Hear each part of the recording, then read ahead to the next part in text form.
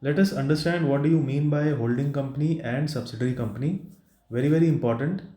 Let us have a short discussion on that, because now and then you will be coming across with the various companies which are having shares, investments in other companies, and the company may be having a holding company. Let us understand at one time.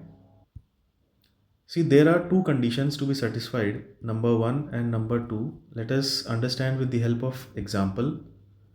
Let's say there is a company A and there is a company B.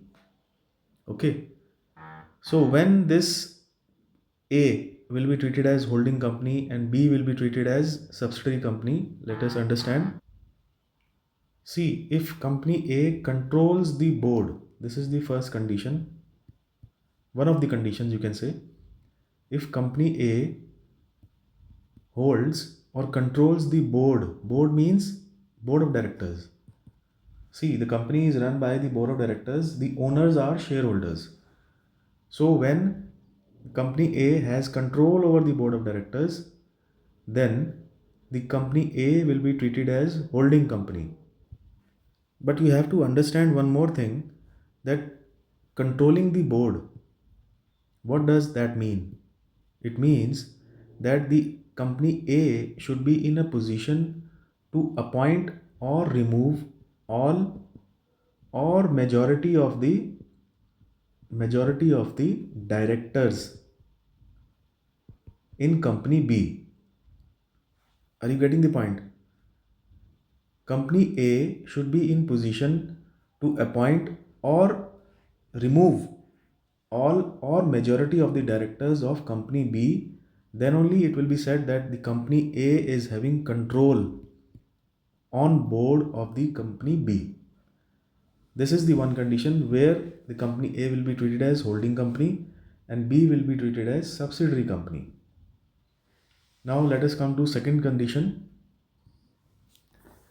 Now if company A controls more than half of share capital either alone or with other subsidiaries, then also A will become holding and B will become subsidiary. Let us understand. I have used the word controls. Controls I have not used own, because A can control either directly or indirectly. Let us understand. Let's say company A has invested in the shares, or he holds or controls the shares of company B more than 50%, means more than half. If company B is having share capital of 1000 lakhs, A is having 80% of shares in that company. So in this way, A has more than half of share capital alone. So A will be a holding company and B will be a subsidiary company. This is one way. Let us understand the other way. Let's say A is already having subsidiaries C and D. These are two subsidiaries A is already having. Now these two along with A have invested in company B for more than 80%. So what has happened?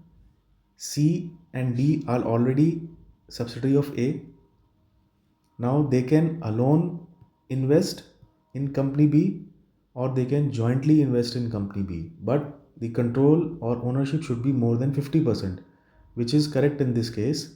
So again, company A will become holding company and B will be subsidiary company.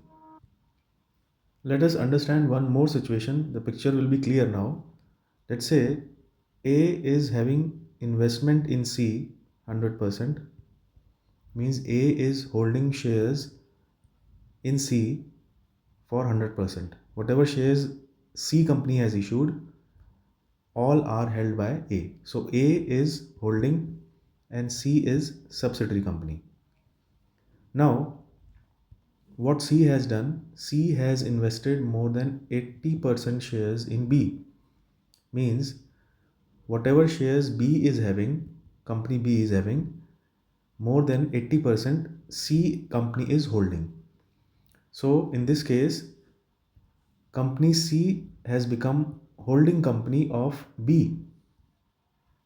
Understood? The company C is holding company of company B. Now, A has no direct investment in B, but C is a subsidiary of A, hence A becomes holding of C and B indirectly. Because C is subsidiary of A, you might have learned the mathematical calculation. If A is equal to B, B is equal to C, then A equals to C. In similar fashion, A is the holding company of C and C is holding company of B. So indirectly, A becomes holding of both companies B and C. That is how we understand the holding and subsidiary companies.